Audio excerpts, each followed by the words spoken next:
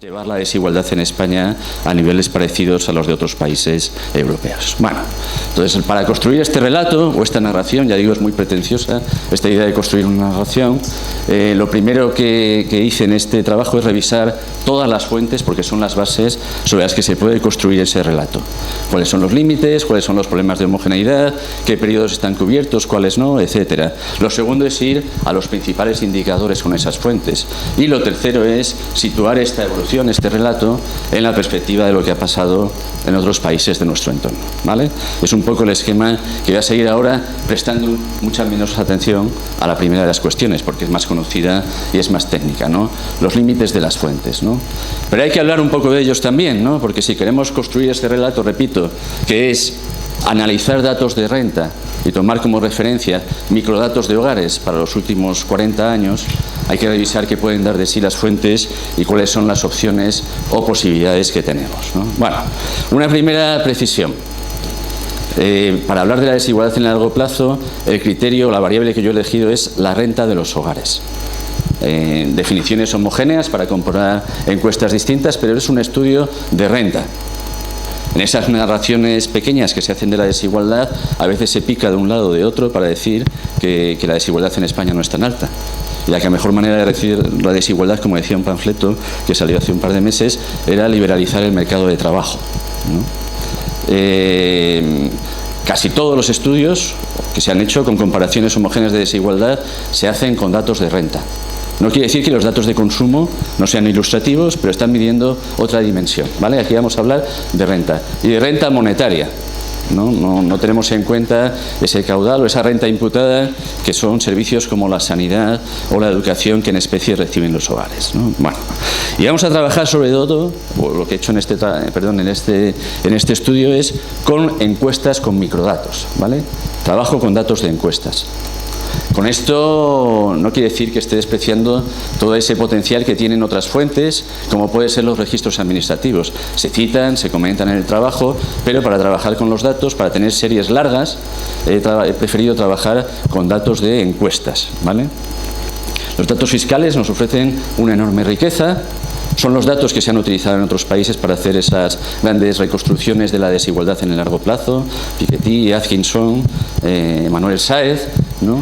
Pero tienen también varios límites cuando nos aproximamos a la realidad española y queremos tener una visión de largo plazo, ¿no? Son datos muy dependientes de la regulación del impuesto en cada momento. Es difícil reconstruir esa variable de renta del hogar ajustada de alguna manera por algún tipo de escala de equivalencia.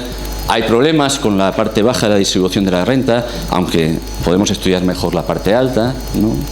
Que son problemas que también están presentes en las encuestas, a los que se añaden otros, los propios de las encuestas, ¿no? Los errores de muestreo, el tamaño muestral, las encuestas de presupuestos familiares, que son las más grandes, pues tienen poco más de 20.000 hogares, comparado con los datos fiscales, que en algunos países son casi censales, ¿no? Bueno, nosotros, es un trabajo individual, aunque me he beneficiado del trabajo de mucha gente. Como Indurain. Bueno, pues lo que utilizan en este trabajo son datos de encuestas, ¿no? Con dos posibilidades, y las dos son las que exploto en el trabajo, ¿no? Si queremos tener una visión de largo plazo de la desigualdad, podemos trabajar con todos los límites con las encuestas de presupuestos familiares, ¿no? 73, 80, 90 y a partir de 2006 la nueva encuesta anual, o otra posibilidad es tratar de reconstruir esas tendencias con las fuentes que nos informan sobre lo sucedido año a año desde el año 85, pero que son fuentes diferentes y dispersas, ¿no? Las EPFs tienen muchos límites, pero también tienen ventajas. Desde luego la única ventaja es que nos permiten retroceder hasta los años 70, pero con un problema. La EPF, como bien sabéis, dejó de hacerse en el año 90, la EPF básica, y luego volvió a recuperarse en el año 2006 con una encuesta anual, pero con otra forma de recoger los ingresos. Se recogen fundamentalmente por intervalos, 8 intervalos de renta. La comparación es relativamente limitada, ¿no? La ventaja que tienen las fuentes anuales, primero, que recogen mejor la renta, que nos permiten tener información año a año desde mediados de los años 80, pero que son fuentes distintas entre sí, lógicamente. Algunas son paneles puros, como el POGE, otras son datos de sección cruzada, otros son paneles rotatorios, ¿no? En fin, bueno, la idea es explotar los dos tipos de fuentes, tratar de extraer de allí posibles comportamientos y tendencias y profundizar en esa discusión de qué ha pasado con la desigualdad y qué puede pasar ante un cambio de ciclo, ¿no? Bueno, aquí hay algunos ejemplos. Bueno, esto lo salto, no tiene mucha importancia, ¿no? Era para demostrar cómo, incluso cuando utilizamos fuentes homogéneas a priori, como la encuesta de condiciones de vida, ¿no?, nos enfrentamos también a problemas serios de rupturas metodológicas, ¿no? En la ACV, por ejemplo, hubo dos cambios importantes. En el año 2012 se empieza a calcular los factores de ponderación de cada hogar teniendo en cuenta el censo de 2011, no el de 2001, ¿no? Son pequeñas diferencias que importan, ¿no? Aquí tenéis, por ejemplo, en azul, estos son datos de pobreza. La serie con el censo de 2001 y la serie con censo de 2011, mucho más irregular. Y el segundo gran cambio fue en el año 2013, cuando los ingresos se empezaron a recoger a partir de los registros administrativos, Seguridad Social y Agencia Tributaria, ¿no? También hemos podido hasta 2014 reconstruir la serie con el método original, que son los datos que suministraban sobre su propia renta los entrevistados, ¿no? Y también son diferencias que importan, ¿no? Si vemos el comportamiento de la desigualdad entre 2009 y 2014 con los dos tipos de datos, fiscales o datos de entrevista, pues el índice de Gini, por ejemplo, habría aumentado casi el doble con esos datos de entrevista, ¿no? Son diferencias que importan. Bueno, vayamos al retrato, a poner en juego todas esas fuentes y a extraer un conjunto de indicadores. Bien, la primera encuesta de presupuestos familiares con la que podemos trabajar es la del año 1973. A mí me gusta mucho una expresión de Leandro que dice, no sé, algo así como que se inaugura o que finaliza la etapa casi preestadística, ¿no?, para el estudio de la desigualdad en España con la EPF de 1973. No quiere decir que antes no hubiera microdatos de ingresos que nos informaran sobre la evolución de la desigualdad en los años 50 o años 60, que los hubo, ¿no? La FAO, por ejemplo, encargó una encuesta de cuentas familiares que puso en marcha el Instituto de Estudios Agrosociales, pero solo con una ola a finales de los años 50. Hubo encuestas de cuentas familiares, resumidas, por cierto, en un monográfico muy desconocido de Información Comercial Española en el año 58. Sabéis que ya había EPFs, ¿no?, que son un misterio insondable, ¿no?, que utilizaban los hermanos Alcaide y que elaboraron los primeros estudios sobre desigualdad en España. Hubo instituciones que crearon sus propias fuentes de microdatos porque no había otras, como el informe FOESA en el año 67, pero la realidad es que la primera gran encuesta que tenemos es la del año 73, ¿no? Tampoco eso quiere decir que con fuentes actuales no podamos volver atrás y extraer tendencias, ¿no? Me imagino que luego nos contará Leandro. Hay otras alternativas, jugar con las cuentas nacionales, datos de salarios, etcétera, o ir, como os decía, a esos datos fiscales. España está dentro de la base de datos que utiliza Piketty, Atkinson, que montó Facundo Alvaredo, World of Incomes Database, ¿no? Lo que pasa es que podemos ir solo hasta el año 81 y cuando extraemos indicadores resulta que sale exactamente lo opuesto a que nos dan las demás encuestas que tenemos, las EPFs, las encuestas de condiciones de vida, etcétera, ¿no?, que son las que vamos a utilizar. Bueno, primer dato. Vayamos atrás e intentemos comparar cuál ha sido el gran cambio en la desigualdad, ¿no?, desde el primer momento que tenemos información, año 73, a la actualidad, 2014. Bien, me gusta mucho esta comparación. Tenemos aquí en el trazo morado, bueno, es lo que llamamos curvas de incidencia del crecimiento. Dividimos a la población en percentiles, en 100 grupos, desde el 1% con renta más baja al percentil más alto, el 99, ¿no? Y vemos cuál ha sido el crecimiento de su renta en términos reales entre dos momentos del tiempo. Si la pendiente es positiva, quería decir que ese crecimiento de la renta ha sido muy regresivo, ha beneficiado más a los percentiles más altos. Si es hacia abajo, quiere decir que han crecido más las rentas de los que menos tenían al principio del periodo, ¿vale? Aquí lo estamos comparando respecto a la renta media. Bien. Entonces, si nos fijamos hasta antes de la crisis, que es este trazo, esta línea aquí morada que tenéis, ¿no?, el panorama es muy nítido, ¿no? Sería un crecimiento de la renta en el largo plazo muy progresivo, ¿no? Pese a ello, seguimos teniendo un nivel alto de desigualdad, pero porque el nivel inicial era muy alto.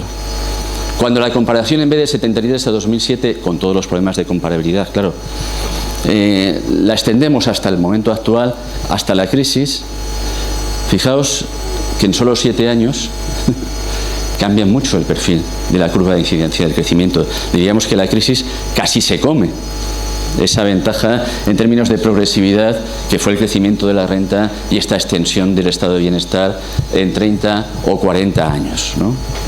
Con lo cual ya tenemos dos matices importantes: tendencia a corrección de las diferencias, pero con un efecto muy grande de la crisis, ¿no? Bueno, este retrato lógicamente está muy condicionado porque tomamos dos fechas muy separadas en el tiempo y han pasado muchas cosas entre medias, ¿no? La ventaja de las EPFs es que nos permite comparar intervalos de tiempo que se corresponden bastante bien con etapas del ciclo económico. Años 70, crisis de los 70, años 80, este es el principal problema, salto desde el año 90 hasta el 2007 y etapa de crisis, ¿no? Esta es la misma representación, pero para cada uno de estos periodos que os comentaba, las curvas de incidencia de crecimiento económico para cada década, ¿no? Se ven perfiles muy característicos y ya empezamos a cualificar ese retrato y esa narración, ¿no?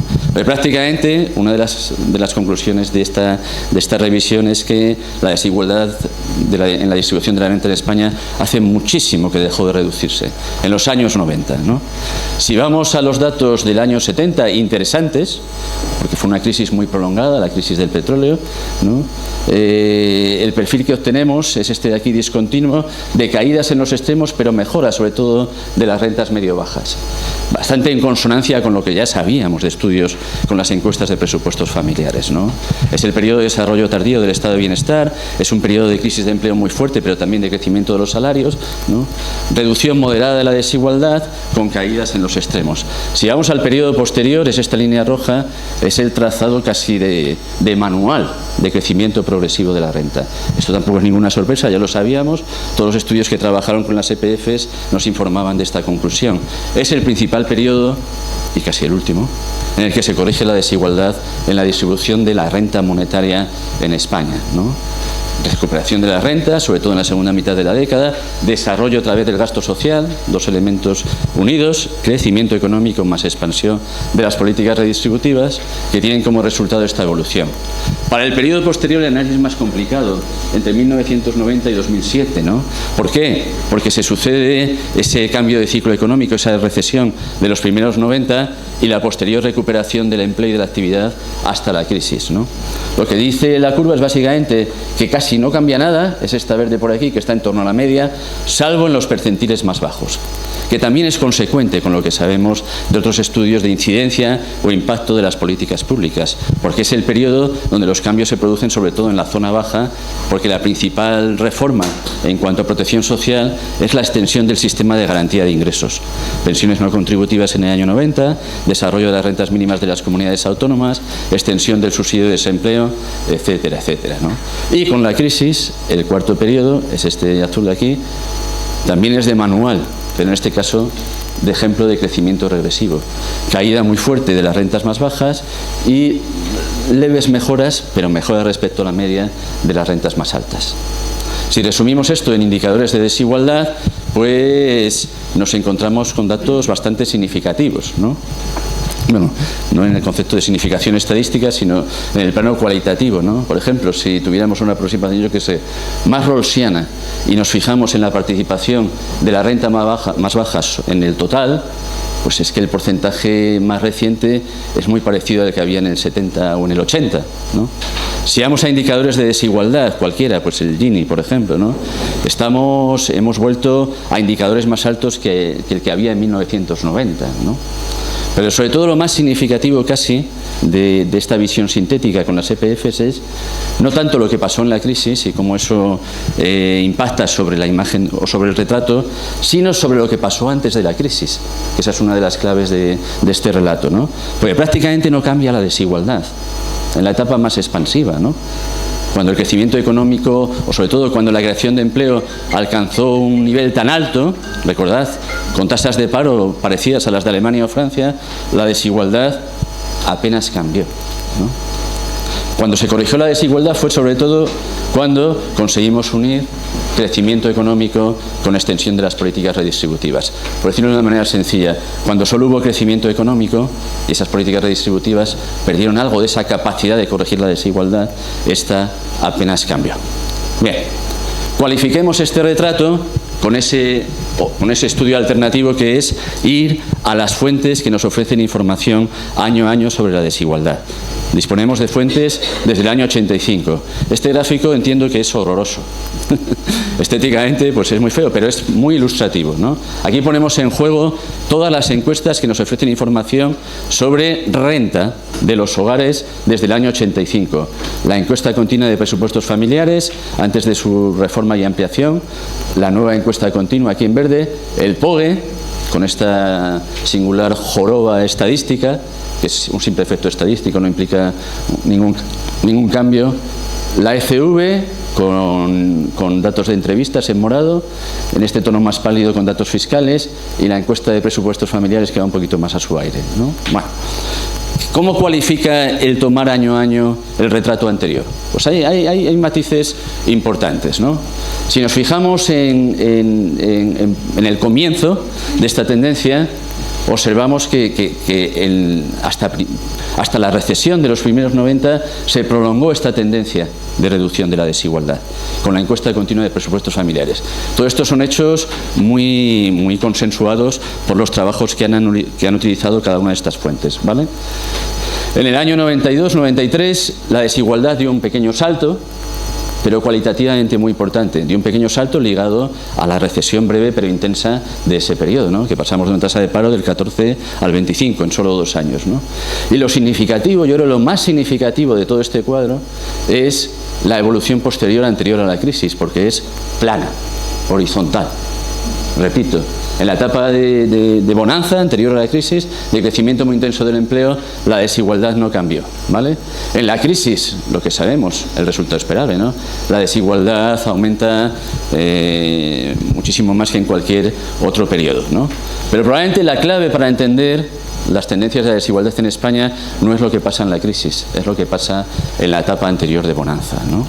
Y haciendo un poco de síntesis, pues me atrevería a mojarme en esa inferencia que os hacía al principio, ¿no? Diciendo, bueno, viendo estos cambios con las distintas fuentes en el largo plazo, ¿podemos decir algo sobre esas dos preguntas? ¿España es un país con una desigualdad alta en el contexto comparado? Todavía no, porque no he comparado nada, ¿vale? Pero viendo la evolución y atendiendo a los distintos cambios de ciclo, ¿qué podemos hacer o qué podemos decir sobre esa inferencia, ¿no? ¿O qué puede implicar este crecimiento de la desigualdad viendo lo que ha pasado en periodos o cambios de ciclos anteriores, ¿no? Pues mucho me temo, en el trabajo no hago descomposiciones, no hago modelización, ¿no? Esto es un relato, sobre todo cualitativo. Le digo, mucho me temo que los efectos de este aumento de la desigualdad en la crisis no van a ser simplemente algo transitorio. Pueden tener un impacto duradero en la distribución de la renta. ¿Por qué? En primer lugar, como os decía, por la experiencia de la recesión anterior.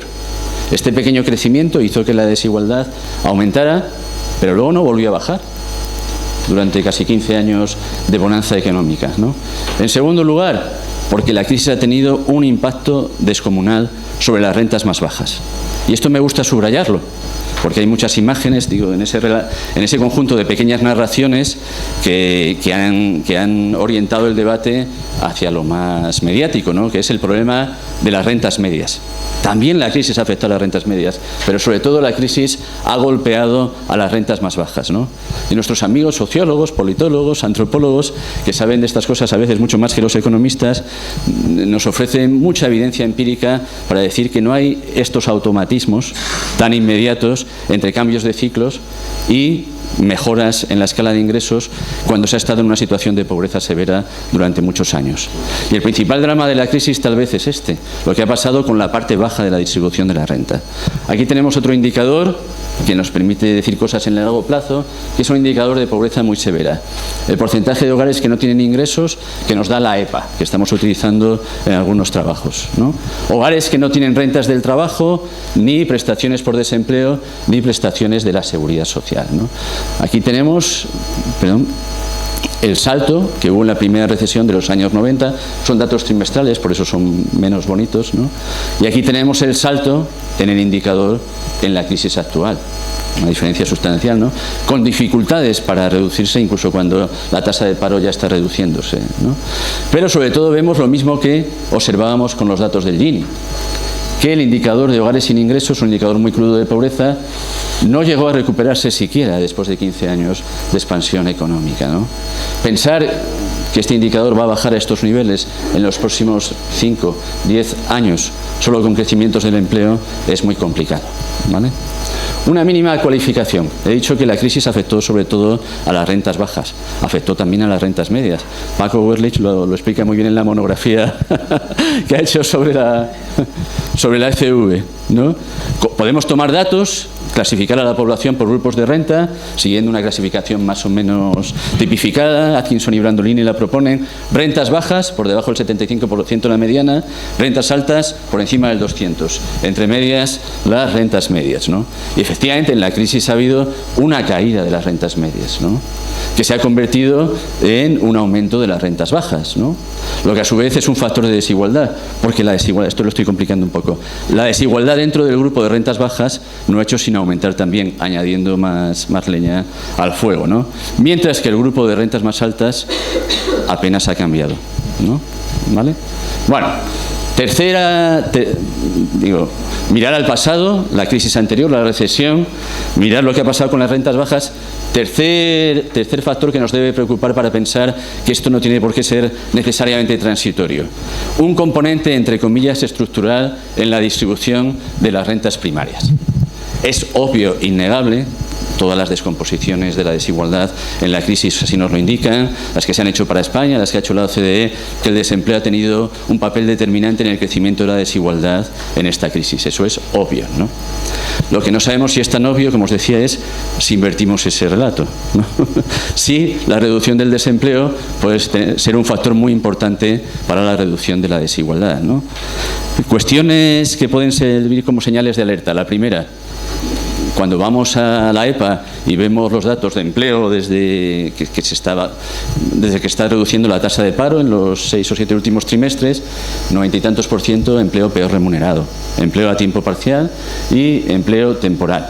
Segundo dato, con la recuperación está aumentando el porcentaje de trabajadores con bajos salarios, trabajadores que decimos que están por debajo del umbral de la pobreza, ¿no? Aquí tenemos el dato para toda la Unión Europea, ¿no? Solo nos superan Grecia y Rumanía, estamos al lado de Estonia, ¿no? Y una segunda realidad, ¿no? Tenemos una incidencia muy grave de este problema, empleo de bajos salarios, trabajadores pobres, cuando hay muchos que todavía están en paro, ¿no? Pero ya era muy alto antes de la crisis. No tan alto en términos comparados como ahora, pero si ahora éramos el tercero, ahora teníamos el cuarto o el quinto. Y otro aspecto importante en la distribución salarial, ¿no? Una parte muy importante de la desigualdad salarial en España tiene mucho que ver con el ciclo económico. Y algunos lo habéis estudiado muy bien, ¿no? Y lo que pasó en la expansión es que el ciclo económico ayudó a reducir la desigualdad salarial tirando de salarios que eran inicialmente muy bajos, ¿no? Como los salarios de la construcción. La desigualdad salarial, que lo habéis explicado muy bien en la expansión, se explica sobre todo por la caída de la prima salarial, pero especialmente por ese efecto de cambio en la composición del empleo, ¿no? Por la misma razón, el aumento tan grande que estamos viendo de la desigualdad salarial en la crisis, hace 3 o 4 días salió una nueva encuesta de estructura salarial, me parece, y los datos de desigualdad salarial no hacen sino crecer, también tienen un componente cíclico, ¿no? Pero eso no nos debe hacer olvidar que una parte importante de la desigualdad salarial tiene un componente estructural, sobre todo lo que pasa en la mitad superior de la distribución de los salarios. Cuando vamos, por ejemplo, a datos de movilidad salarial, nos encontramos que España es un país diferencial en ese sentido, porque hay muy poca movilidad ascendente de la mediana para arriba en la distribución de los salarios. Casi toda la movilidad se concentra en la parte baja, segmentación, rotación, etcétera, ¿no? Y hay algunos estudios que han comparado, en España, Hipólito Simón y otros, la distribución salarial con otros países para encontrar esa inercia tan grande en la parte alta de la distribución. Esto no lo cambia el ciclo. Esto lo cambia, pues una transformación radical en la estructura productiva, reformas todavía de mayor envergadura del mercado de trabajo, etcétera, ¿no? Y el otro componente, y voy terminando, de las rentas primarias, no solo son los salarios, son las rentas del capital, de las cuales sabemos muy poco y mal a través de estas encuestas, ¿no? Pero sabemos cada vez más cosas, aunque sean muy pequeñas, ¿no? Y una es que cada vez están más concentradas, y que España es uno de los países con mayor concentración de rentas de capital de la Unión Europea. Más todavía que en otras dimensiones, ¿no? Y las rentas de capital poco a poco van ganando peso, aunque, repito, están muy mal cuantificadas y codificadas en este tipo de encuestas. Y eso afecta a la desigualdad, ¿no? Hay un estudio, no sé si lo conocéis, reciente, de Branko Milanovic, donde demuestra que la elasticidad de la desigualdad de la renta disponible en España cada vez se ha hecho más elástica respecto a la ganancia de peso de las rentas de capital. Este no es un factor cíclico, de nuevo, ¿no? ¿Vale? Y el cuarto elemento, ya para terminar esta relación, para valorar estas relaciones entre posible cambio de ciclo y cambio en la desigualdad, lógicamente tiene que ver con la capacidad redistributiva del sistema de impuestos y prestaciones, de lo que voy a decir poco, porque luego hay trabajos bastante más potentes que el mío para decir cosas más sensatas, ¿no? Pero hay un dato conocido, que es la capacidad redistributiva que tiene nuestro sistema de prestaciones, es bastante menor que la de otros países de la Unión Europea, ¿no? Aumentó tímidamente en la crisis porque cayeron mucho las rentas, pero es bastante menor. Repito, esto no lo cambia, simplemente un ciclo más expansivo, ¿no?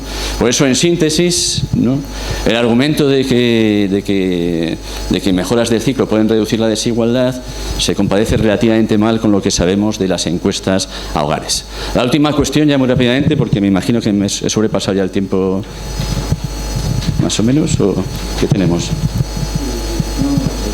Un par de minutillos. Vale. Vale, pues para situar esta evolución muy apresurada y atropellada que os he hecho, teniendo en cuenta no solo nuestra propia evolución, sino la realidad comparada, ¿no? Pues son muchas de las preguntas interesantes que pueden surgir al hilo del relato anterior, ¿no? Vale. En esta evolución, ¿en qué momento nos acercamos o nos separamos a la media de otros países? ¿Ha habido simetría en la convergencia en indicadores macroeconómicos básicos e indicadores de desigualdad o no? ¿Vale? ¿Qué ha pasado en la crisis sobre ese proceso de acercamiento, no? Bueno, podemos intentar replicar casi el mismo análisis anterior, pero con datos de varios países, ¿no?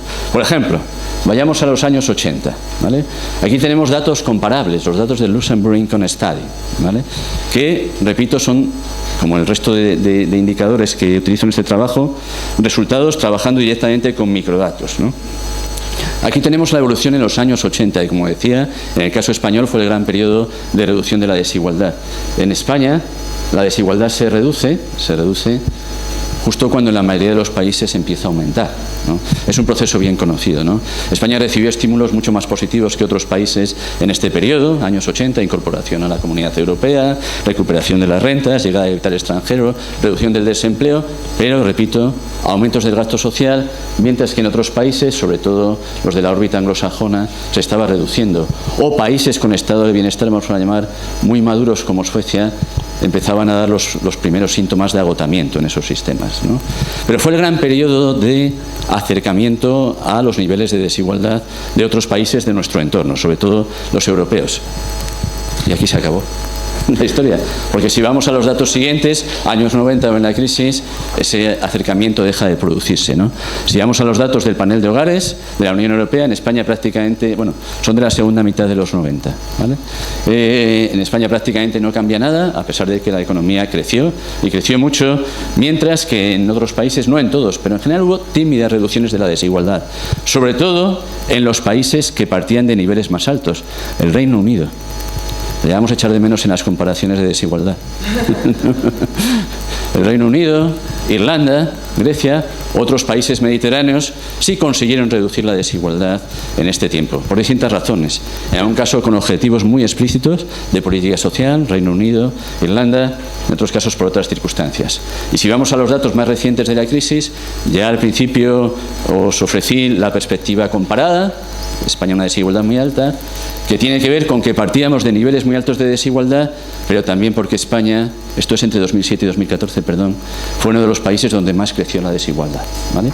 Este gráfico es muy interesante por varios motivos, ¿no? Uno, por ver la envergadura del crecimiento de la desigualdad en España en la crisis, pero también por comprobar que la mitad o más de los países de la Unión Europea la desigualdad no aumentó en la crisis, ¿no?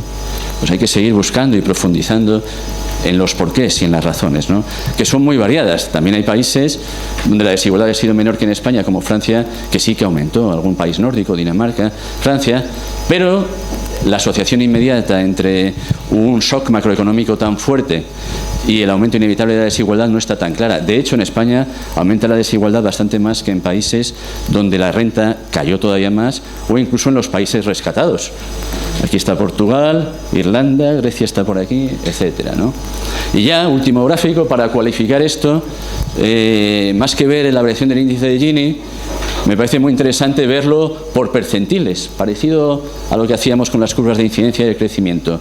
Entre 2007 y 2014, la evolución del percentil más rico, la mediana y el percentil más bajo. Estos son los datos de España, donde, salvo el caso de Grecia, nos encontramos la caída más grande, sin duda, del percentil más bajo. Y, sobre todo, la mayor diferencia entre el comportamiento de las rentas de los más pobres y las rentas de los más ricos.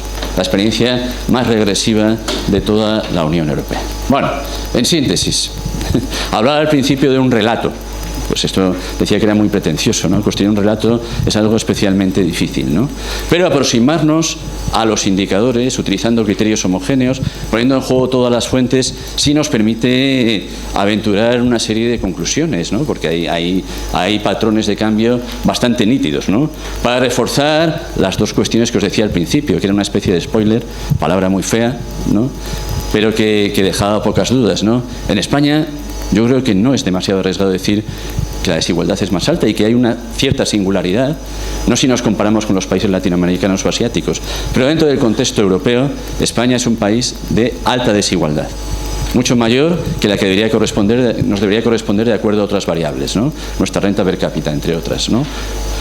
Y en segundo lugar, este cuadro que he intentado trazar, pues efectivamente está muy condicionado por la crisis, ¿no? Pero para valorar bien hasta qué punto está condicionado por la crisis, yo creo que es bueno tener muy claras esas tendencias, ¿no? Y la primera, y sobre todo, que es que la desigualdad, medida así, con todos los límites, hace tiempo que dejó de reducirse en España, desde principios de los años 90. La crisis ha avivado problemas, por supuesto. La crisis ha llevado situaciones a problemas de difícil retorno, pero hay un componente estructural, es una palabra demasiado dura, ¿no? Hay un componente, no sé si decir permanente, que hace difícil pensar que solo con cambios del ciclo económico esto vaya a modificarse sustancialmente. La prueba es la poca sensibilidad de la desigualdad a lo que pasó en la etapa de bonanza económica. Esto es un reto para la investigación aplicada, ¿no?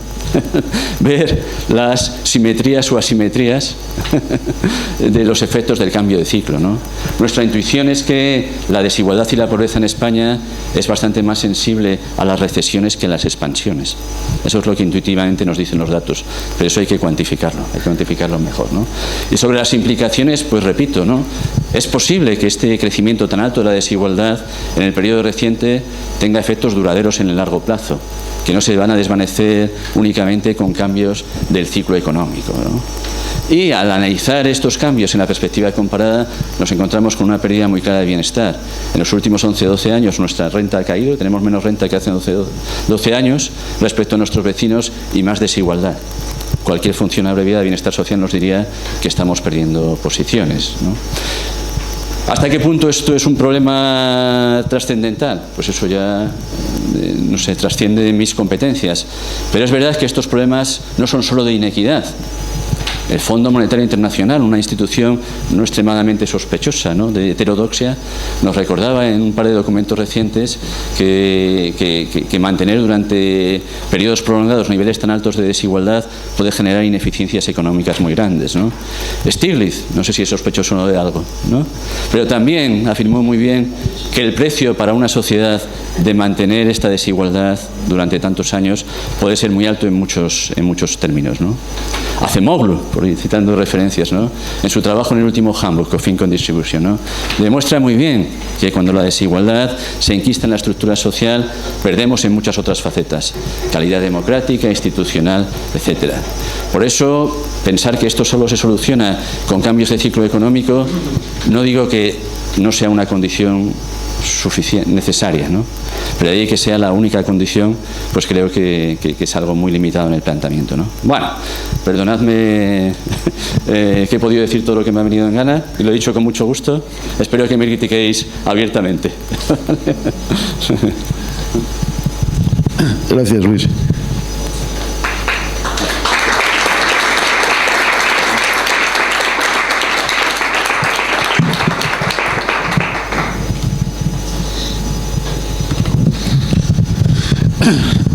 Bueno, pues ahora nos toca a Jorge y a mí hacer un poco de abogados del diablo, ¿no?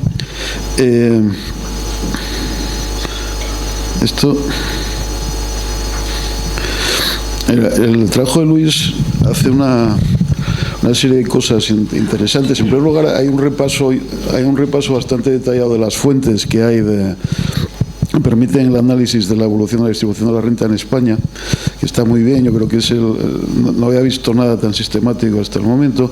Luego hay un intento de extraer de aquí una narrativa, ¿no?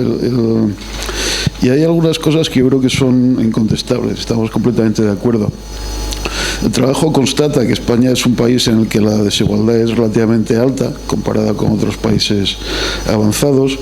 La situación ha empeorado de forma alarmante durante la última crisis, yo creo que no hay ninguna duda. Y en donde estamos menos de acuerdo es un poco en el diagnóstico, ¿no?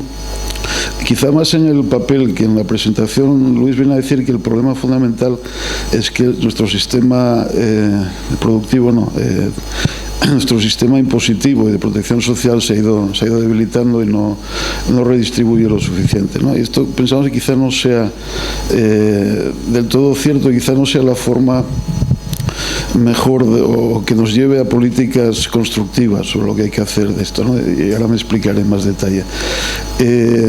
Como decía, estamos completamente de acuerdo en la gravedad del problema y sin embargo pensamos que quizá el diagnóstico es excesivamente pesimista a la luz de los datos que hay, ¿no? La situación es mala, pero no es tan desesperada como uno podría pensar después de ver a Luis, y que el echarle toda la culpa a tributos y redistribución pura y dura, primero, no nos convence, y segundo, no es seguramente la mejor forma de pensar en qué políticas tenemos que adoptar para intentar ir dándole la vuelta al tema.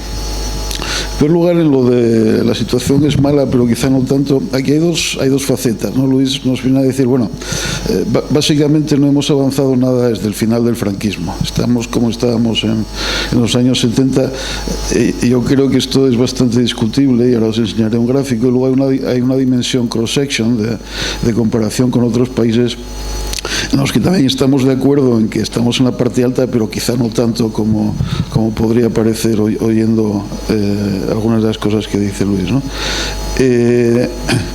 Si miramos con los datos de las encuestas de presupuestos familiares, que son las que permiten un análisis sin ser ideal más homogéneo, hombre, hemos perdido buena parte de lo que hemos avanzado en los años 70. La foto sería esta, y son los mismos datos de Luis. Si normalizamos a 100 en el 73, en la primera EPF, el nivel de desigualdad, usando 3 indicadores de desigualdad. En negro está el Gini, en rojo el ratio entre la mejor y la peor quintila, y en azul el ratio entre la mejor y la peor décila, pues se constata que hay una mejora de la desigualdad claramente hasta los años 90. Después, depende de qué indicador se utilice, esto sigue mejorando más o menos rápido hasta el comienzo de la crisis. Y luego la crisis es un paso atrás brutal en 6-7 años, pero no volvemos a los años 70, ¿no? O sea que en términos de los 3 indicadores, pues lo que perdemos es entre un 35 y un 41% de lo que hayamos mejorado entre el 71 y el 2007. O sea que sí, hay un retroceso brutal, hay un problema muy grande, pero no volvemos a donde estábamos en los años 70.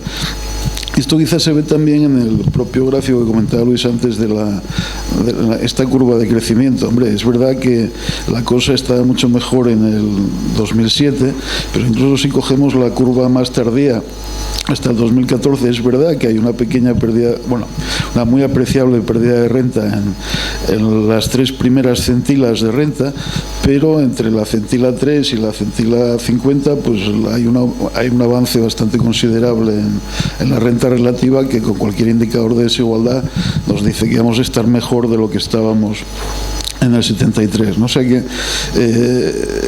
hemos empeorado mucho en los últimos años, sin duda, pero no hemos vuelto a los años 70, ¿no? Quizá aquí no conviene exagerar. En relación con otros países avanzados, es verdad que estamos en la parte superior de la distribución de la renta en términos de desigualdad, lo miremos casi como lo miremos, pero quizá no tanto como podría parecer oyendo lo que hemos oído antes, ¿no?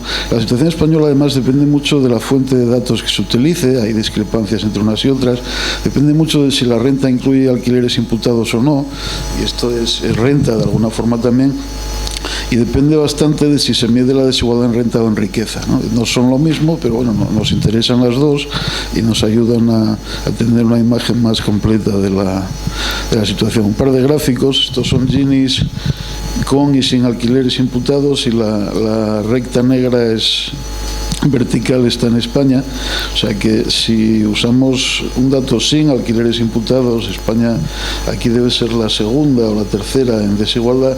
Si metemos alquileres imputados, pues caemos bastante, ¿no? Seguimos siendo altos, pero no tanto. Si comparamos renta y riqueza en Ginis otra vez, pues España, dependiendo de si miramos una variable o la otra, tiene una posición bastante distinta. Nunca estamos entre los mejores, por supuesto, pero no estamos necesariamente entre los peores, y esto, pues bueno, de alguna forma nos lleva a cualificar la valoración tan negativa que se hace de nuestra posición internacional, ¿no? Después hay una cuestión que es, yo creo, fundamental, que es, bueno, ¿qué hay detrás de este crecimiento de la desigualdad? Y un poco por implicación, ¿qué debemos hacer para intentar combatir el problema, que al final es lo que nos interesa realmente a todos, ¿no? Luis dice, hombre, es verdad, no se puede negar que el aumento del paro ha ayudado mucho al crecimiento de la desigualdad en los últimos años de crisis, dice, pero yo no veo por qué se va a invertir con la recuperación. Es verdad que no es automático, pero yo creo que digamos que la expectativa razonable es, hombre, si mejora el empleo, pues mejorará la desigualdad, salvo que otras cosas empeoren, y no tenemos por qué esperar de forma inevitable que otras cosas empeoren. Entonces, muchas de las variables que cita Luis son ciertas, es verdad que, pero no basta con eso, tendrían que empeorar para que la cosa no mejorase cuando se empiece, ahora que ya se está creando empleo. O sea que el argumento a mí me parece bastante poco sólido, ¿no? Necesitamos ir un paso más allá para argumentar que esto va a seguir igual con el cambio de ciclo, y yo no veo que esto tenga por qué ser así necesariamente. Luego la insistencia en el sistema tributario de protección social nos lleva pues en primer lugar a cuestionar algunas de las cosas que se dicen y después a pensar en términos de política, ¿no? O sea que, contestando un poco al argumento de Luis, hay algunas cosas que sabemos, y algunas gracias a gente que estáis aquí en la sala. En primer lugar, sabemos que hay una parte importante del crecimiento de la desigualdad durante la crisis que tiene que ver con el incremento del paro. Hay resultados muy claros de la OCDE, hay algún papel de Laura y compañía y de Paco también, que nos dicen que el deterioro de la distribución de la renta tiene bastante que ver con la extensión del paro, que ha sido brutal en la primera parte de la crisis. Entonces, lo que decía antes, bueno, Luis dice, ya, bueno, pero a lo mejor cuando la cosa cambie no tiene por qué mejorar la cosa. Yo creo que en principio sí, porque por lo que decía, ¿no? Para evitarlo necesitaríamos ver un empeoramiento en otras cosas, y no resulta obvio que esto tenga que ser necesariamente así. En segundo lugar, los datos no avalan del todo la idea de que el impacto redistributivo del sistema tributario y de protección social español se ha ido debilitando, se ha ido reduciendo con el tiempo. Quizá no ha aumentado mucho, pero desde luego no ha empeorado mucho, y en los años de la crisis sí que ha mejorado bastante, ¿no? Y ahora os enseñaré algún gráfico. Después, y esto aquí tengo más dudas, no está claro, porque tampoco tenemos datos sistemáticos largos, que haya una tendencia sostenida al alza en la desigualdad de las rentas primarias, ¿no? Que nos lleve inevitablemente a un empeoramiento de la situación. Si cogemos el IRPF español, desde que existe básicamente a finales de los 70 hasta ahora, hasta 2014, podemos calcular el impacto redistributivo de ese impuesto. Hay un índice que lo que mide es la contribución a la reducción del Gini, y lo que vemos es esto. O sea, hay un aumento sostenido y bastante importante del grado de redistribución que viene del IRPF. Hay otros impuestos que no son redistributivos, está claro, pero este, que es la pieza fundamental de la parte redistributiva del sistema, pues desde luego ha mejorado con el tiempo y ha mejorado incluso en la crisis, ¿no? O sea, las tarifas, ¿cómo se llama?, extraordinarias o complementarias de la reforma del 2012, pues hombre, supusieron un aumento grande de la progresividad del IRPF. Esto se nota en el último tirón. O sea que esto de que los impuestos cada vez redistribuyen menos, yo creo que habría que ponerlo un poco entre question marks, ¿no? Que no está claro. Y lo mismo en cuanto al efecto redistributivo de las transferencias. Desde luego, el esfuerzo ha sido bastante importante, ¿no? Ahí tenemos las prestaciones sociales no en especie como porcentaje del PIB. Y hombre, entre el 95 y el 2005 esto cae un poco, pero fundamentalmente por las pensiones debido a la inmigración y por la mejora del desempleo. Y una vez que entramos en la crisis, pues esto sube más de 5 puntos en 5 años o en 6 años. O sea que sí que ha habido un esfuerzo redistributivo importante y no creo que le podamos achacar el empeoramiento de la situación a la negligencia por la parte de las políticas sociales, ¿no?, en algún sentido, ¿no? Sin decir que todo haya sido necesariamente bien hecho, digamos, ¿no? Y luego una cuestión que nos preocupa especialmente es que de alguna manera el diagnóstico condiciona la propuesta de tratamiento, ¿no? El cómo veas tú el origen del problema, pues implica de forma bastante natural una prescripción de qué hay que hacer para intentar mejorar las cosas. Y Luis básicamente lo que propone es subir impuestos, hacerlos más progresivos y financiar más programas de transferencia redistributiva, o sea, redistribución pura y dura. Algunas cosas seguramente estaremos de acuerdo, o sea, la experiencia de las últimas centilas de renta en los años de crisis pues da bastante que pensar y seguramente exige un reforzamiento de los programas de rentas mínimas que ya existen en la mayor parte de las comunidades, pero también hay que tener cuidado con el diseño de este tipo de cosas para no generar trampas de pobreza, ¿no? Los americanos tienen mucha experiencia en esto y saben que las buenas intenciones no siempre producen buenos resultados. Y luego, yo creo que los que pensamos que el problema de estos últimos años viene fundamentalmente del desempleo, tendemos a ir por otros sitios, ¿no? O sea, más que redistribuir en el sentido puro, pues nos importa más que se cree empleo, nos importa más invertir en cosas que mejoren la calidad del desempleo y por lo tanto las rentas posteriores, y pensamos que las políticas activas bien diseñadas, bien evaluadas y bien financiadas son imprescindibles para intentar reintegrar a todos los parados de larga duración que podamos al mercado, y que esto es una de las claves del tema, ¿no? Todo esto cuesta dinero, todo esto puede exigir que haya que subir los impuestos para financiarlo, pero son programas que, a diferencia de la distribución pura y dura, tienen una característica que a mí me parece muy importante, que es que ayudan a hacer el pastel un poco más grande, ¿no? Y esto siempre es de agradecer, ¿no? O sea que intentemos pensar también en esos términos y no solo en redistribuir el pastel, sino en hacerlo lo más grande posible, y así pues se suaviza bastante el trade-off entre una cosa y la otra. Muchas gracias.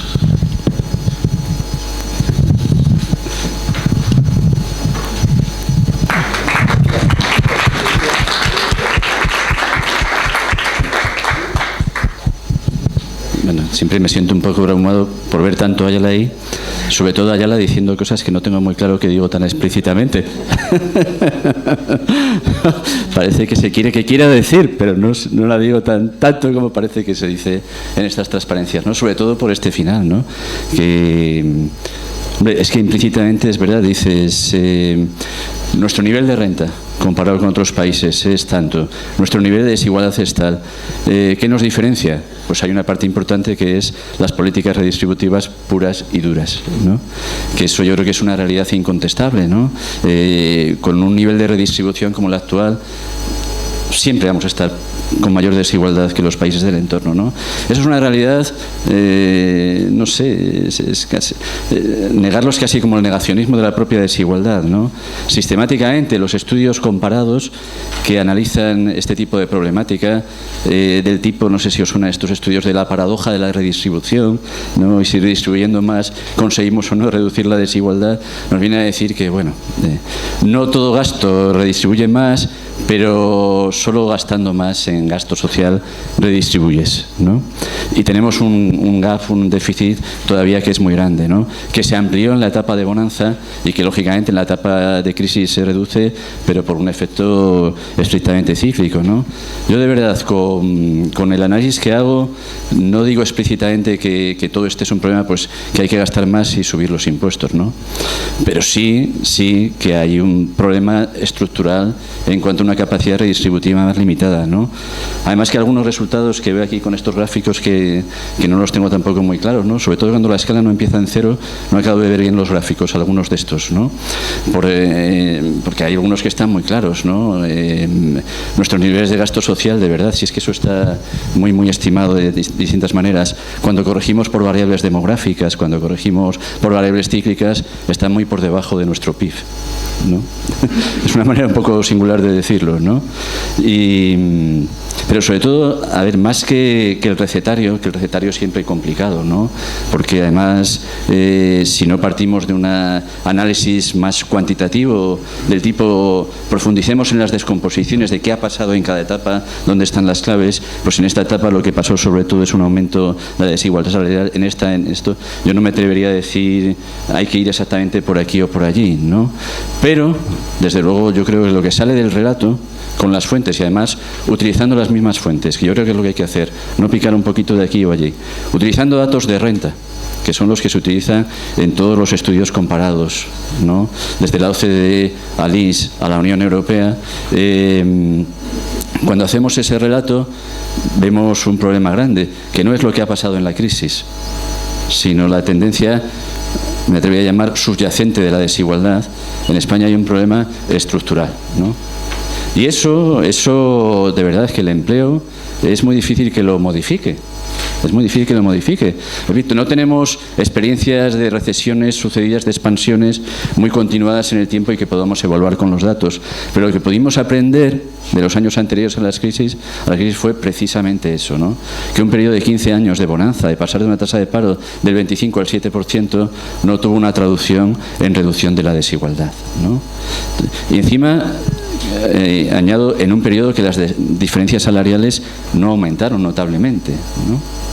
Y creo también que es cierto que la capacidad redistributiva del sistema, o por lo menos la capacidad para contener el crecimiento grande en las rentas primarias, se ha reducido. Pero se ha reducido en España, se ha reducido en Francia, se ha reducido en Estados Unidos y se ha reducido en casi todos los países. Porque ese es el consenso de los estudios que hacen descomposiciones de la desigualdad, ¿no?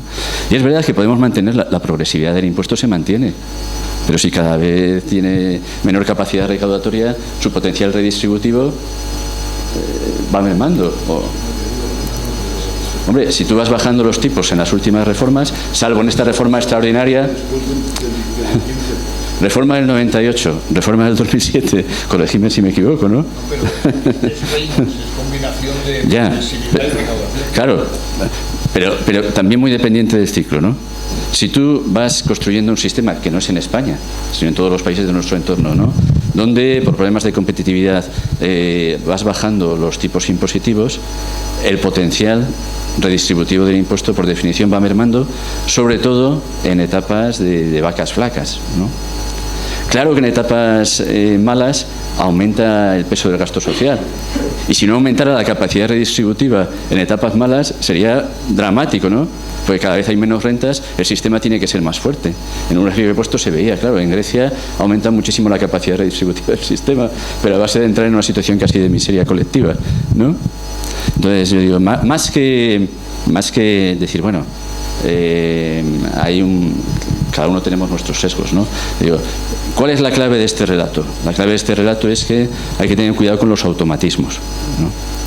Y que en España hace mucho que se dejó de reducir la desigualdad y que las grandes reformas de mejorar la progresividad de los impuestos, no lo que se hizo en 2012, ¿no? Que además ya luego se ha anulado, sino las grandes reformas de impositivas y las grandes reformas de construcción de un sistema de protección social cercano al de otros países europeos, hace mucho que se dejaron de hacer. Y eso es compatible con unos datos en los que vemos que etapas largas de bonanza no se traducen en reducciones de la desigualdad. Conclusión. Etapas prolongadas expansivas van a volver a llevar los niveles de desigualdad a los que teníamos, pues no sé, a finales de los años 80. A mí me parece muy complicado. Si no hay grandes cambios en la estructura productiva, recordemos que eso lo explica también muy bien Laura, que el gran cambio en la desigualdad salarial en el periodo expansivo fue un efecto de composición del empleo que es difícilmente repetible. Si no queremos que seguir construyendo en base a, perdón, en base no, disculpad la expresión, gracias al sector de la construcción, ¿no? Entonces, repito, mi invocación no es gastemos más, sino que solo con cambios de ciclo es muy difícil que se reduzca la desigualdad. Hay muchos otros límites en análisis que yo quería decir al principio. Esto es un análisis de renta. Realmente hay que cualificar mucho, ¿no? ¿Qué pasa cuando imputamos el gasto educativo? El problema es que no lo podemos hacer desde el año 73, o a lo mejor se puede hacer con muchos límites, pero realmente cambiaría el juicio. Yo me parecería muy temerario decir que lo único que podemos hacer para reducir la desigualdad es subir los impuestos más progresivos y aumentar las prestaciones.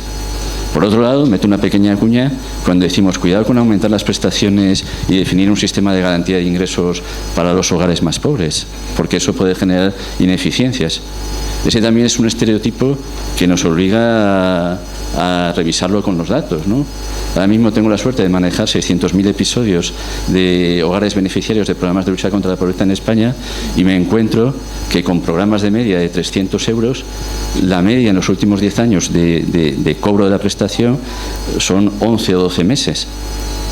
Entonces, cuando invocamos cuidado, porque eso puede generar ineficiencias o cadenas de dependencia, necesitamos ir a los datos y saber exactamente qué base hay detrás de esos postulados que no siempre se corresponden con los que nos dicen los modelos económicos básicos. Bueno, por cerrar esta homilía, yo creo que lo que se dice es razonable. Cuando cualificamos estos indicadores teniendo en cuenta otros, el panorama puede que cambie. Pero yo lo que he visto en los datos que demostráis es que cambia más en la crisis que en la tendencia estructural. La idea de que la desigualdad en España hace mucho que dejó de reducirse, yo creo que es consensuada, ¿no? ¿Qué tenemos que hacer para que se vuelva a reducir? Eso es mucho más controvertido. Yo desde luego estoy de acuerdo que lo que yo digo es solo una cuestión parcial y muy controvertida, ¿no? Este gráfico, de verdad, me gustaría verlo en escala 0 a 100.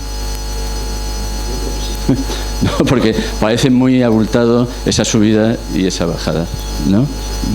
Entonces, sí, pero quiero decir, si volvemos al gráfico que os mostraba yo, viendo la evolución de las encuestas, pues se ve que en Ginis, cuando vamos a encuestas de presupuestos familiares, pues estamos en niveles más altos que había en 1990, ¿no?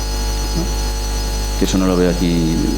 Sí, se ve en el primero, pero me gustaría verlo con el propio índice de Gini, que creo que eran de 2 puntos, bueno, 2 décimas. Pero que en cualquier caso quiero decir que la clave es que la desigualdad, repito, según todas las fuentes que podemos analizar con microdatos, hace mucho que dejó de reducirse, a diferencia de lo que ha pasado en otros países, y que nuestra distancia con la Unión Europea no ha hecho más que aumentar desde 1990, lo cual me parece que no se soluciona solo con cambios de ciclo económico.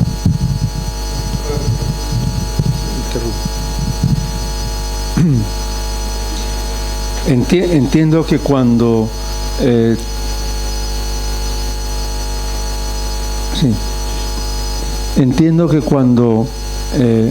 hablabas de los años 90 y que un crecimiento claro del empleo no había reducido la desigualdad heredada, estabas refiriéndote a rentas primarias, ¿no? Sí, pero sin cobro en especie. Entonces se produce una asimetría bastante misteriosa de entender para el ego.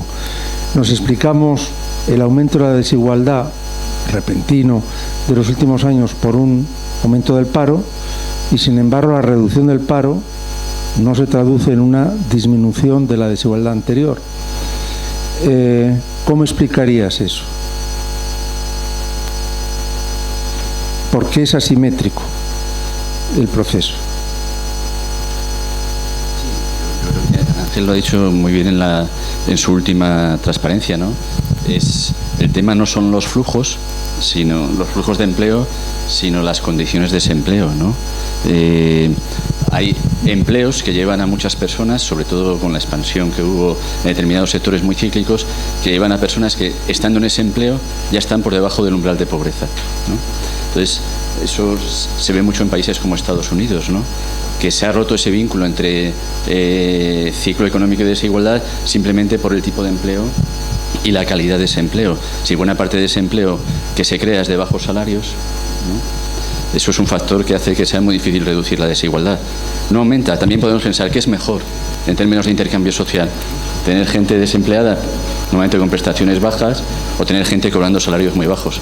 En Estados Unidos el dilema está muy inclinado, es decir, tengamos todo el mundo trabajando aunque sea con salarios bajos, ¿no? El problema no es el empleo en sí mismo, sino las condiciones de ese empleo. Por eso los datos que tenemos más recientes de empleo que nos va dando la EPA, me ha gustado traerlos porque nos anticipan que ese tipo de empleo no va a modificar sustancialmente la desigualdad. ¿Por qué? Porque ese empleo mal remunerado, que está por debajo del salario que debería ser suficiente para cubrir las cargas familiares. Es decir, en muchos hogares en España el 14% de los ocupados a tiempo completo estén por debajo del umbral de pobreza, ¿no? Entonces, es un tema sobre todo...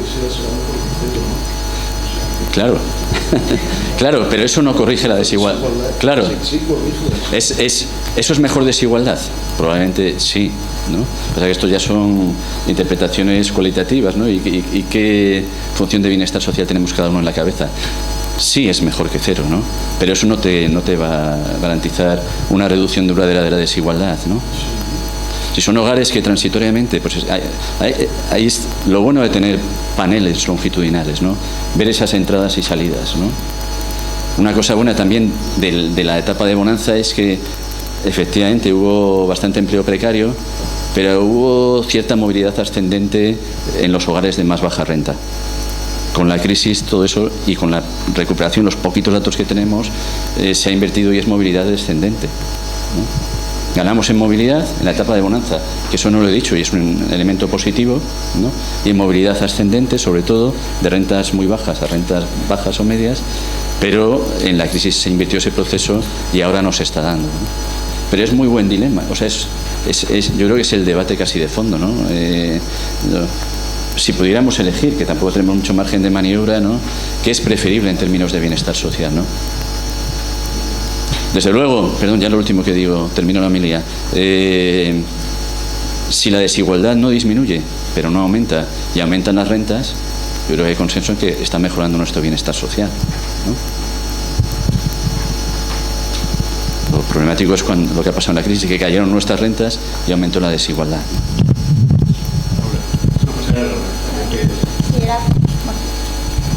Era por matizar un par de resultados, pero es cierto que, o sea, un poco para alusiones también, porque se mencionó varias veces el trabajo. En nuestro caso el concepto es distinto porque no es desigualdad en renta del hogar, sino que es salario individual, entonces tiene una evolución mucho más cíclica porque el vínculo con el empleo es mucho más directo.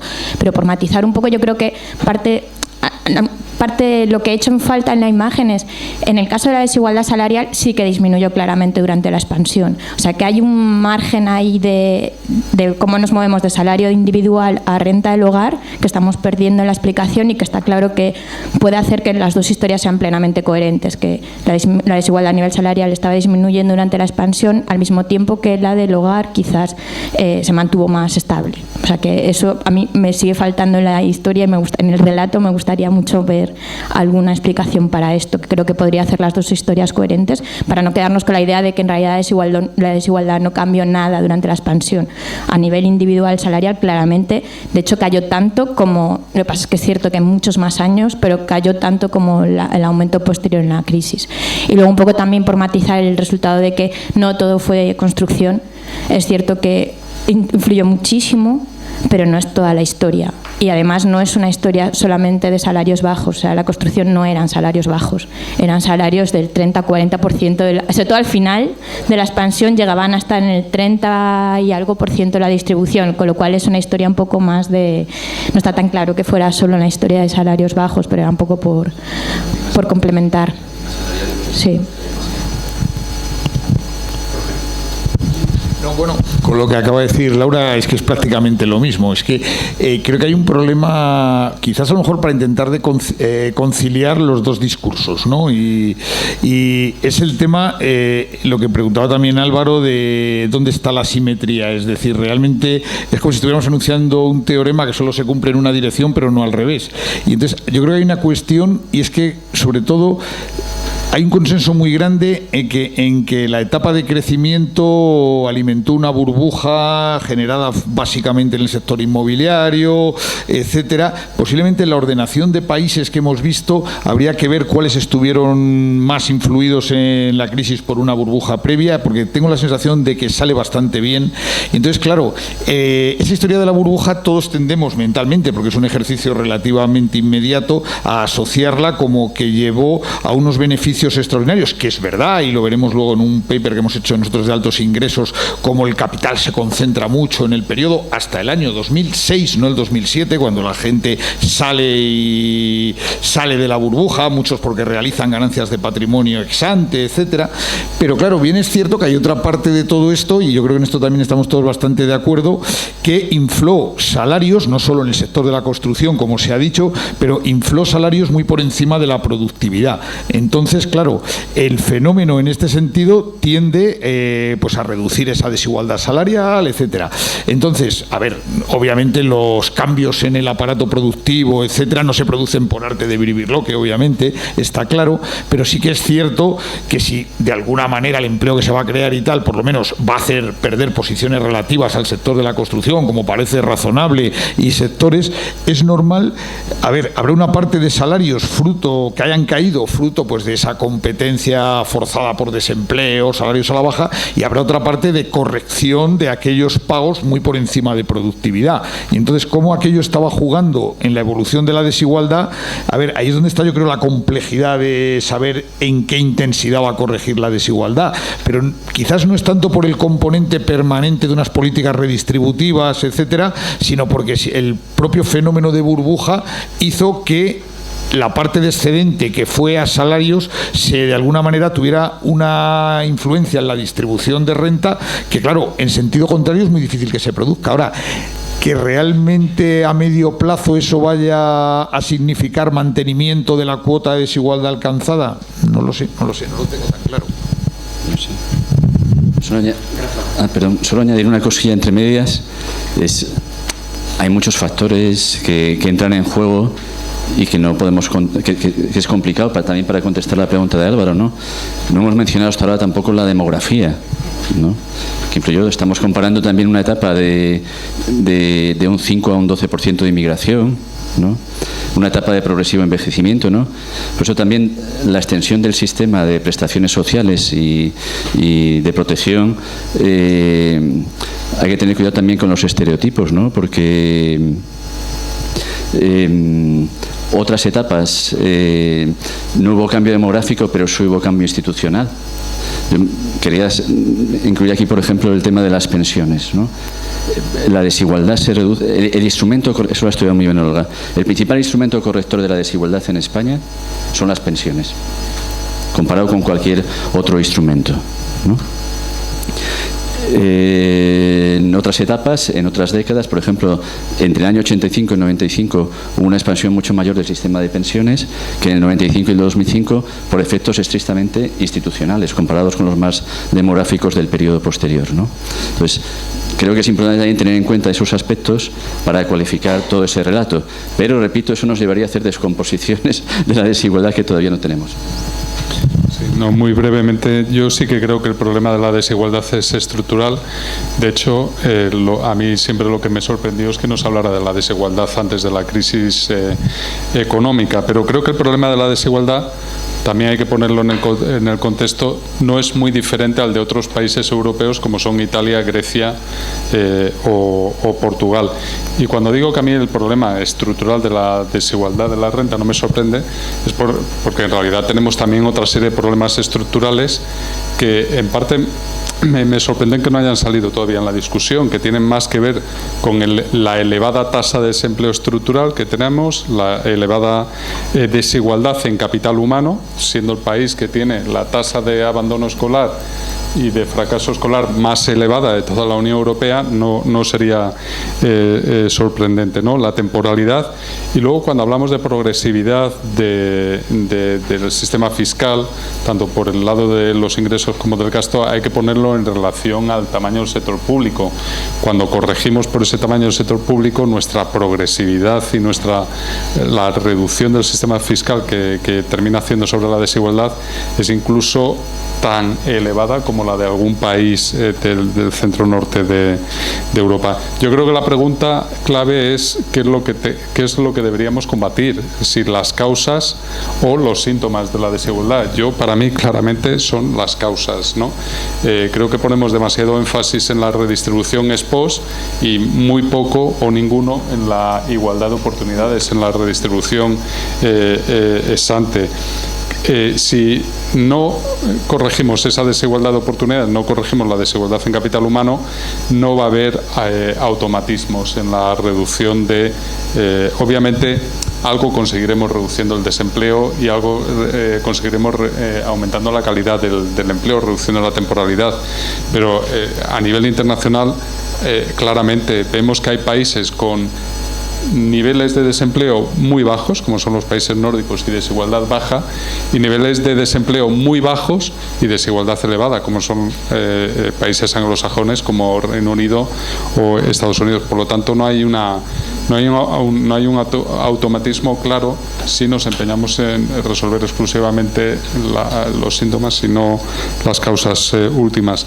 Y luego yo creo que hay que aquí la dinámica también importa, ¿no? Creo que en España el aumento de la desigualdad ha sido bastante contenido, a pesar de los problemas estructurales que hemos tenido en otros países. Hemos visto aumentos de la prima salarial mucho más grandes como consecuencia de globalización y del progreso técnico sesgado en habilidades, que está dando lugar a una polarización muy grande en el mercado de trabajo, que aquí no llegó, y yo creo que no llegó como consecuencia de la burbuja, del tipo de crecimiento que tuvimos, pero que si cambia nuestro patrón, nuestro modelo de crecimiento, llegará esa polarización que se está viendo en otros países, ¿no?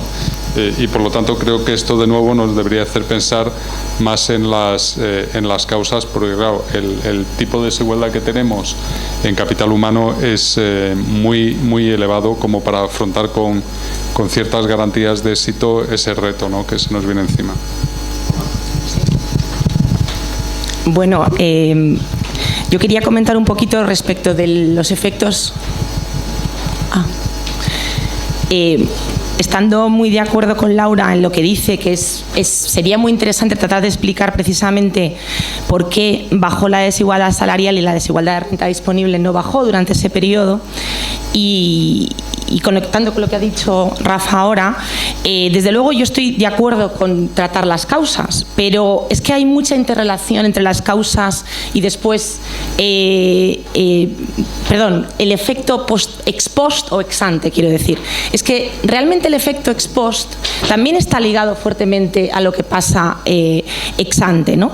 Entonces, en ese sentido, yo creo que tiene que quedar claro que el sistema de prestaciones e impuestos es un sistema que, aunque en términos de progresividad es perfectamente comparable con el de otros países europeos y del mundo, de la OCDE, realmente en términos de dimensión es un sistema pequeño. Esto, con el análisis comparativo de Euromod en Colchester durante ya más de 15 años, desde que empezó Magda Mercader con ello, es más que evidente que el sistema no es tanto subir los impuestos a los ricos, ¿no?, que es lo que habitualmente oímos permanentemente, sino que la dimensión del impuesto en concreto sobre la renta, pero de otros impuestos también, es una dimensión pequeña. Es decir, los tipos medios efectivos son tipos medios bajos en comparación con otros países, ¿no?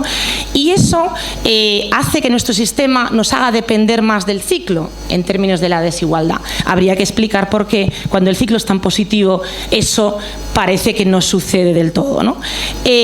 Ahora, de nuevo, optar, como decía Luis, por tener working poor o tener desempleados, claramente mejor renta positiva que renta cero, por supuesto, pero parémonos a pensar también en los efectos intergeneracionales de tener working poor. Es decir, para mejorar el capital humano del país no podemos tener a los niños en hogares pobres persistentemente, porque está demostrado que la persistencia de rentas bajas hace que la inversión en capital humano de esos niños no sea realmente productiva a medio y largo plazo. Es decir, no nos estamos jugando solamente la generación actual, es decir, dando una prestación, no digo cómo tiene que ser, cómo no tiene que ser, pero el nivel de renta al hogar claramente determina lo que va a pasar con aquellos que viven en el hogar.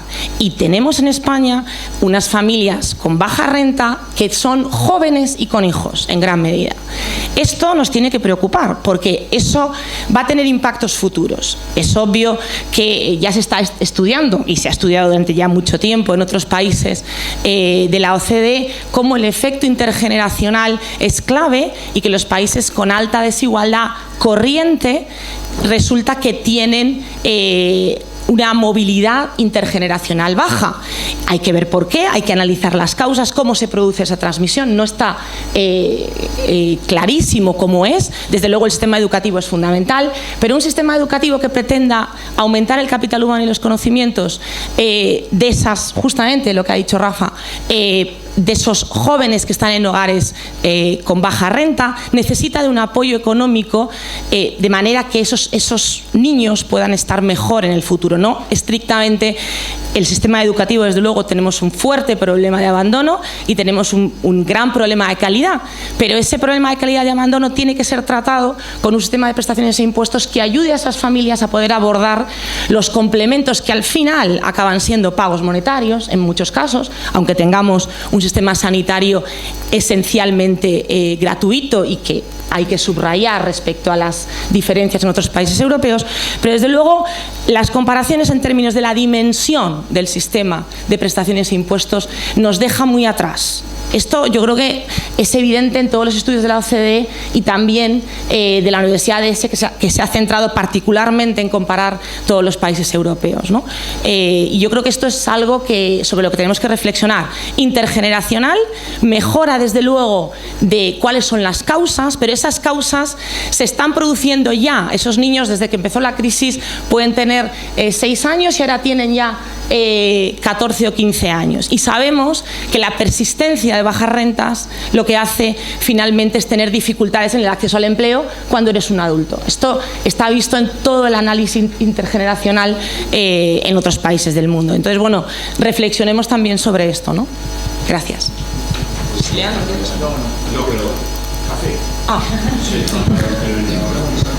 Es muy breve. Muy breve. Decía Luis que no has incluido el gasto en educación y sanidad, que probablemente tiene un efecto positivo sobre la distribución, ¿no? Pero lo que es más llamativo es que la universalización de la educación y la sanidad, ¿no?, en los años 80 no haya acabado por tener un impacto positivo en la renta monetaria unos años después, ¿no? Y quizá eso ayuda a explicar la asimetría. Y es que hay un proceso subyacente detrás que probablemente afecta especialmente a países como España, entre los europeos, que es la globalización, y el adicional que vamos a tener muy próximamente, que está ligado a las tecnologías, ¿no?, y que hace que haya un segmento de la población que sean claros perdedores y que contribuye negativamente a la distribución de la renta. Entonces, obviar esos procesos me parece que es